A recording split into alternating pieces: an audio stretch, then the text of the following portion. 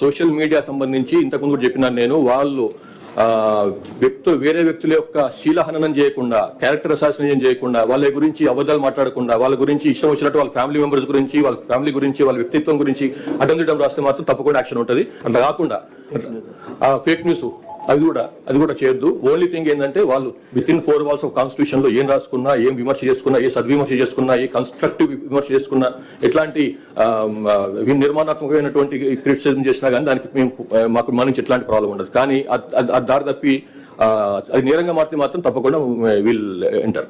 Reporter మనం ఎట్లా పోవడానికి రాత్రి పోవడానికి ప్రయత్నం చేశారు. ఏ ఆధార్ పైన పోతున్నారు? 5:30 టికెట్ బుక్ చేసి బ్యాంకాక్ పేరుతో వెళ్తున్నారు. కావాల్సింది ఆనే మనకు కోఆపరేట్ చేయాలి కాదనే, చేయకుండా ఎందుకు పారిపోతున్నారు? ఎందుకు పోతున్నారు? మనం అలాంటి ఉన్నప్పుడు ఆయన ఇంటికి పోయినప్పుడు వాళ్ళు ఎందుకు మనకు కావాల్సిన వాడు వస్తానని చెప్పి వెళ్ళిపోయారు. ఎక్కడికి వెళ్ళిపోయారనే ఈ రోజు కూడా పతా లేదు. ఎందుకు? చట్టం ముందు రండి కదా, చట్టంని ఫేస్ చేయండి కదా, అధికారం ముందు రండి. ఇన్వెస్టిగేటింగ్ సహకరించండి. ఎందుకు పారిపోతున్నారు?